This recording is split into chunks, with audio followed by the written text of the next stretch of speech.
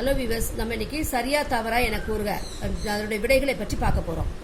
இப்ப முதலாவது கேள்வி, 0 ஆனது மிகச்சிறிய விகிதமுறு எண் ஆகும். இதுக்கு நம்ம என்ன பண்ண எண் கோட்டு வரைஞ்சிக்கலாம். வரையும் போது 0 இது மிகை விகிதமுறு எண்கள், இங்க குறை விகிதமுறு எண்கள். அப்ப 0 என்பது மிகையிலையும் வராது, குறை விகிதமுறு எண்லையும் வராது. 0 ஒரு விகிதமுறு எண், ஆனா அது என்னது மிகை விகிதமுறு எண்ணும் கிடையாது, குறை விகிதமுறு எண்ணும் கிடையாது. இப்ப 0 பாத்தீங்கன்னா 0க்கு வலதுபுறமா இருக்கிற எல்லா எண்களும் 0வை விட பெரியது. 0வை விட இடதுபுறமா இருக்கிற எல்லா எண்களும் எப்படி இருக்கும்? 0வை விட சிறியதாக இருக்கும். அப்போ இந்த 1, 2, 3, 4 போய்கொண்டே இருக்கும். இது மிகை விகிதமுறு எண்கள், இது குறை விகிதமுறு எண்கள். அப்போ இந்த இருக்கிற எல்லா விகிதமுறு எண்களையும் 0வை வெறும் மிகச்சிறிய விகிதமுறு எண் கொடுத்துட்டு என்னது தவறான பதில். ஏன்னா 0வை விட குறைவான விகிதமுறு எண்கள் இருக்கு, அதனால இதற்கு பதில் என்னது தவறு. 0 ஆனது மிகச்சிறிய விகிதமுறு எண் என்பது ஒரு தவறான பதில் ஆகும். இரண்டாவது கணக்கு, -4/5 ஆனது -3/4 இடதுபுறமாக உள்ளது. இப்ப இந்த இரண்டு எண்களுமே -4/5 -3/4 இரண்டு குறை விகிதமுறு எண்களுக்கும் பகுதிகள் வெவ்வேறா இருக்கு. அதனால இந்த பகுதிகளை ஒன்றா மாத்துறதுக்கு நம்ம என்ன பண்ணிக்கலாம், பகுதிகளுடைய மீசிமா கண்டுபிடிச்சுக்கோ. எதுக்கு மீசிமா கண்டுபிடிக்கணும்? 5க்கும் 4க்கும். 5ம் 4 ஒரே வாய்ப்பாடால வகுப்படாது. அப்போ மீசிமா என்ன பண்ணோம், ரெண்டையும் பெருக்கி கண்டுபிடிச்சுக்கிறோம். 5 × 4 என்பது 20. அப்போ 5க்கும் 4க்கும் மிகச்சிறிய மடங்கு 20. இப்போ இதை 20ஆ மாத்துறதுக்கு 4ஆல பெருக்கிக்கணும். அதே மாதிரி தொகுதியும் 4ஆல பெருக்கிக்கணும். இந்த 4 20ஆ மாத்துறதுக்கு எதால பெருக்கணும்? 5ஆல பெருக்கணும். அப்போ தொகுதியும் 5ஆல பெருக்கிக்கோ. அப்ப இங்க என்ன வரும்? -4 × 4 -16/20. இங்க -3 × 5 -15. 4/4 × 5 20. இப்ப நான் -4/5 என்ற விகிதமுறு எண் என்னவா மாறி இருக்கு? -16/20 மாறி இருக்கு. -3/4 அந்த விகிதமுறு எண் என்னவா மாறி இருக்கு? -15/20 மாறி இருக்கு. இதே நம்ம எண் கோட்ல வரைஞ்சு கண்டுபிடிக்க போறோம். நமக்கு வெறும் குறை விகிதமுறு எண்கள் தான் வேணும். அதனால நான் 0ல இருந்து எழுதுறேன்.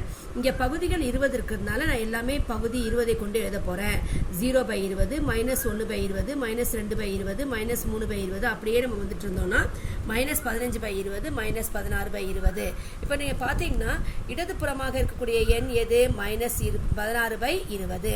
இந்த எண் விகிதமுறு எண் எதுல இருந்து வரப்பட்டது? -4/5 இருந்து வரப்பட்டது.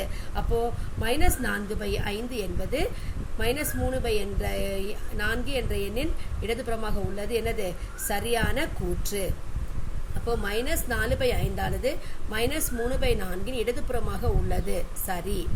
மூணாவது கணக்கு, -19/5 ஆனது 15/-4 விட பெரியதுன்னு கொடுத்திருக்காங்க. நம்ம ரெண்டு விகிதமுறு எண்களை ஒப்பிட்டு பார்க்கும்போது நமக்கு ரெண்டு பகுதிகளும் எப்படி இருக்கணும்? ஒன்னா இருக்கணும். ஒன்னா இருந்தாதான் நம்ம என்ன பண்ண முடியும்? தொகுதிகளை ஒப்பிட்டு பார்க்க முடியும்.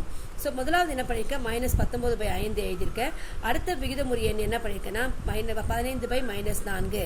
கீழே மைனஸ் இருக்கும்போது அதை என்ன பண்ணிக்கலாம்? மேல தொகுதி கொண்டு போய் எழுதிக்கலாம். அப்போ -19/5 -15/4 -15/4. இப்ப இது ரெண்டுக்கும் என்ன இருக்கு? வெவ்வேறு பகுதிகள் இருக்கிறதுனால இதுக்கு மீசிமா கண்டுபிடிச்சிக்கலாம். அப்ப 5க்கும் 4க்கும் மீசிமா என்னது? 20. ஏன்னா 5 4 ஒரே வாய்ப்பாடால் வகுப்படாது. அதனால ரெண்டையும் பெருக்கிக்கலாம். 5 × 4 20. அப்போ இது ரெண்டினுடைய மீசிமா 20. இப்ப இந்த இரண்டு பகுதிகளையும் 20ஆ மாத்தணும். அதுக்கு என்ன பண்ணணும்னா ஃபர்ஸ்ட் இந்த பகுதி எடுத்துக்கோ. 5ஓட எதை பெருக்குனா 20 கிடைக்கும்? 4 பெருக்குனா 20 கிடைக்கும். அதே போல அதே 4 கொண்டு தொகுதியும் பெருக்கிக்கணும். இப்ப இந்த 4 20ஆ மாத்தணும். அதுக்கு எதை பெருக்கணும்? 5ஆல பெருக்கணும். அப்ப தொகுதியும் 5ஆல பெருக்கி வச்சுக்கணும். அப்ப இப்ப இந்த ரெண்டு விகிதமுறு எண் என்னவா மாறிடுச்சு அப்படின்னா -19 4ஆல பெருக்கும்போது -76, 5 4ஆல பெருக்கும்போது 20, -76/20. இங்க -15 5ஆல பெருக்கும்போது -75, 4 5 20. இரண்டு பகுதிகளும் ஒன்றாயிருச்சு. அப்ப என்ன பண்ணும்? இப்ப தொகுதிகளை ஒப்பிட்டு பார்க்கணும். அப்ப குறை எண்கள்ல -75 -76 ஒப்பிட்டு பார்க்கும்போது -75 பெரிது, -76 சிறியது. அப்போ -75/20 என்ற விகிதமுறு எண் பெரியது. அப்ப இது பெரியதா இருக்கணும்னா இந்த விகிதமுறு எண் எதுல இருந்து பெறப்பட்டது? 15/-4 என்ற விகிதமுறு எண்ல இருந்து பெறப்பட்டது. அப்போ எதுதான் பெரியது? 15/-4 என்பது பெரிய விகிதமுறு எண் ஆகும். அப்ப கொடுக்கப்பட்ட கூற்று தவறான கூற்று. -19/5 ஆனது 15/-4 -4 விட பெரியது என்பது தவறு. இதில் எதுதான் பெருசு? 15/-4 தான் பெரியது. எனவே கொடுக்கப்பட்ட கூற்று வந்து தவறு. நான்காவது, இரு விகிதமுறு எண்களுக்கு சராசரியானது அவற்றுக்கிடையே அமையும். எப்போதுமே வந்து ஒரு குறிப்பிட்ட எண்களுடைய சராசரி எப்போதுமே என்ன இருக்கும்? நடுவில் தான் அமையும். அப்போ இரு விகிதமுறு எண்களின் சராசரியானது அவற்றுக்கிடையே அமையும் என்பது சரியான கூற்று. அடுத்தது 5வது கேள்வி. -10 மற்றும் 11க்கு இடையில் எண்ணிலடங்கா விகிதமுறு எண்கள் உள்ளன. நமக்கு தெரியும் -10லிருந்து 11 வரைக்கும் என்ன எண்கள் இருக்கு? -9, -8, -7, -6 அப்படியே போயிட்டு இருந்தோம்னா 0, 1, 2, 3, 4, 10 வரைக்கும் இருக்கு எண்கள். இங்க -9லிருந்து இங்க 10 வரைக்கும் எண்கள் இருக்கா? அது வந்து எண்ணக்கூடிய எண்கள். அது ஒவ்வொருக்கு நடுவுலையும் நிறைய விகிதமுறு எண்கள் இருக்கு. அதனால கொடுக்கப்பட்ட கூற்று வந்து -10 மற்றும் 11க்கு இடையில் எண்ணிலடங்கா விகிதமுறு எண்கள் உள்ளன என்பது சரியான கூற்று. நன்றி.